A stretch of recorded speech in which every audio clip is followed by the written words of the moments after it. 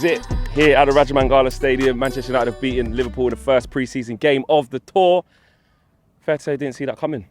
Got the match ball in my hand. I would have presented it to one of the players, but they're gone. But that can stay there. I didn't expect to see that. Positives, a lot of positives. Firstly, the result. When you win any game against Liverpool 4-0, you've got to have a smile on your face. So that's the first one. Let's get to the players, individuals. I want to start with Sancho. I thought he looked really sharp. I thought he was honest with himself. He was putting in the work off the ball. He wasn't just willing to just come alive when he had the ball at his feet. So he worked hard defensively. But when he got the ball, he was bang on it. Little flicks, little tricks, rolling the ball underneath of his foot. Just feeling confident. He was playing like a weight off of his shoulder. He was playing like someone who wanted to express himself in pre-season and get off on the right foot. Great first take for the first goal. Put it into the bottom right-hand corner.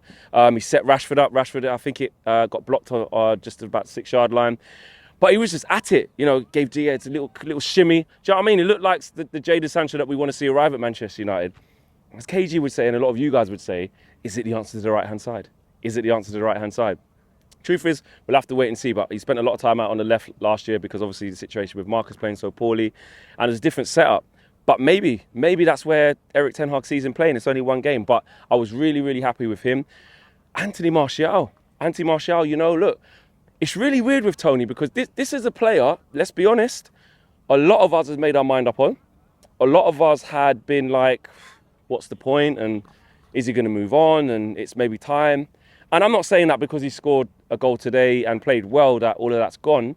But yes, the Ronaldo doubt and the Ronaldo situation did bring Anthony into the fray a little bit more. I understand that. But if I just go off how he looked today and how I've seen him, you know, me and KG have been catching up with him after the games, during training or after training, etc. He just seems bubbly.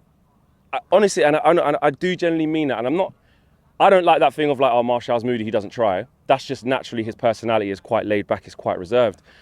But because of that, and we've seen that with him since the time he's been here, you can also notice when he's kind of out of that mood. And, you know, we saw him be at it today. We saw him run the line. He was making good runs in behind here and on both sides, offering himself. The link-up play was there. And the finish that he had against Alisson, that was we don't want to go extra because it's a pre-season match, but it was a vintage Martial finish. When he gets to that position, he's usually quite composed. A lovely little deft chip over Alisson. So for me, he's definitely in Ten Hag's plans. He has to be. One, because we need a backup striker if Ronaldo's going to stay. Are we going to get that? But two, the more important one is we don't know what's going to happen with Ronaldo. I know Ten Hag said that he's not for sale, etc., but whilst he's not here, or you know that the family situation is going on and we still heard the rumours about him wanting to leave, I guess we still don't know. The club have been pretty strong on that he's not for sale and that they expect him to stay. But still, we don't know. But having a fit and firing, happy Martial can only be a good thing. So for me, I was happy to see him play.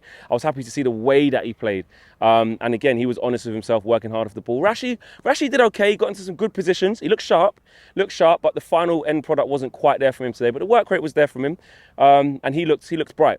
Fred, you know, I thought he done really well as well. And the goal that he scored, offering up the Sunday service on what day is it today, Josh? Don't know. You actually don't know, do you? Monday. Tuesday. It's Monday. Tuesday. Is it Tuesday? Yeah. No. We actually don't know what day it is. How mad is that? Anyway, you lot will be screaming in the comments what day it is. I think it's Tuesday. Yeah, I think it's Tuesday. But whatever day it is, it ain't Sunday. And Fred was offering up the pasta servings, and it's not even a Sunday. Lovely little dinked finish over Alisson. You know, like during the season, and this is why I love tour, because mad things happen. Okay, yeah, you might have the pre-season PLO, etc., but pre-season mad things do happen. During the season, if that ball is falling to Fred in a high-pressure game on his weaker foot, we're all screaming from the stands. Pass it, just settle down, Fred, don't shoot. That whole kind of, but pre-season tour vibes. Little dink, weaker foot. We even said to him afterwards as well when we caught up with Fred, he came over, had a little laugh with us. I was saying, listen, right foot, you ain't got right foot, where's that come from? So that was good. I want to talk about second half though, because the goals and stuff were really good. I know that, and we were 3-0 up at half time. But it's very interesting when the subs came on. I wanted to talk about young Charlie Savage. He was really cool, really honest, and again, wanting the ball, not shying away from the ball, because I'm not gonna lie, when we made our changes at half time versus Liverpool's changes at half time, and I know they made a third set of changes when, you know, their big boys came on. But I did think it would be really difficult in that half, and I worried that we'd start leaking goals and conceding. Not that I would get angry about that, but I just thought that could happen. But to be honest with you, they kept their shape well, and Charlie Savage and Zidane Iqbal, they really, really surprised me. At Zidane as well, really, really good with the ball at his feet, really, really positive. And it was good to see the youngsters out there. Ahmad gets the assist, to be fair, for Palestri, which was a great move considering there was under the cosh for a lot of that second half, so a nice little breakaway goal there. But he found it quite tough. I would say he found it quite tough. He's got a bit of work to do to get himself into it. But to be fair, in the defining moment, he was really good. Eric Bailly. Technically, you could say he was the man of the match, really. I'd say he was. Let's talk about defensively first. Obviously, you got Nunes on here. He's trying to make an impact. Eric Bailly was playing next to Tellez as well at centre-half, which, that's not easy. That's not Alex Tellez's position. I thought he done really, really well. It was that vintage Eric. If I just go with, has the ball at his feet, this is what Eric did. Eric had it. KZ, fizz it into me. This is what Eric did. He gets it. Comes at, he's like, Yeah? Let me come back, sorry. That's what Eric Bailly did. Yeah? And then he set up the goal. It came from there. And it was probably from about here he picked up the ball and travelled with it after that. So for him, that was fantastic. Had a little laugh and joke with him afterwards. Eric Bailly for CDM, you know what I mean? Eric, the collars come back up. Yeah, the collar's on the shirt. He's like, rah, Eric time, yeah? What, you will not, the Eric Cantona's gone, but I'll be the new Eric. But it just, again, like I say, on pre-season tour, funny things happen. But this is the sort of thing that happens during the season with Eric Bailly. He'll come into the team, look very refreshing, we'll get excited, and then we get that inevitable injury or that knock or that something, or that kind of irregularity where he's not playing. I saw a lot of people online sort of saying it, that why can't we just keep Eric Bailly fit? Would love to see him play, maybe in a Ten Hag system, etc., etc. Look, we don't want to get carried away. Obviously, Ten Hag really, really rates Maguire. He's going to be the captain, so we know he's going to be coming back in. You all laughed at me, but look at Rolls-Royce Varane today. They all said he wasn't going to play. They all say, oh, his knee's gone. They all said loads of things. Now, I'm not going to jinx it, but he looked okay today as well.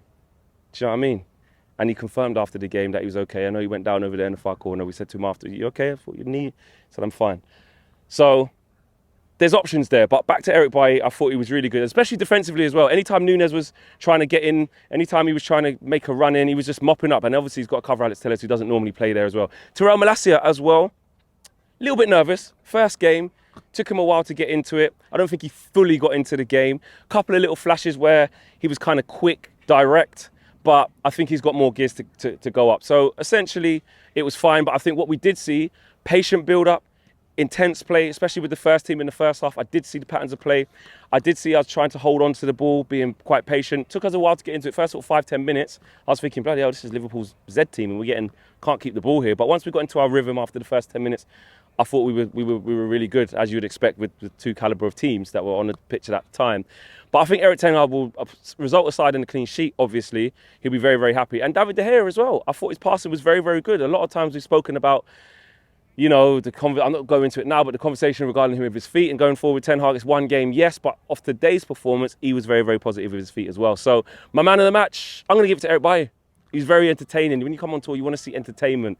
He's very entertaining. But honorary mentions to Sancho, he was top. He could have got man of the match. Honorary mention to Martial, he could have got man of the match. Fred was really good as well. But the two youngsters in Savage and Iqbal as well, I was really, really pleased to see those guys get a chance. Smash the like on the video, guys. Subscribe if you are new. Peace.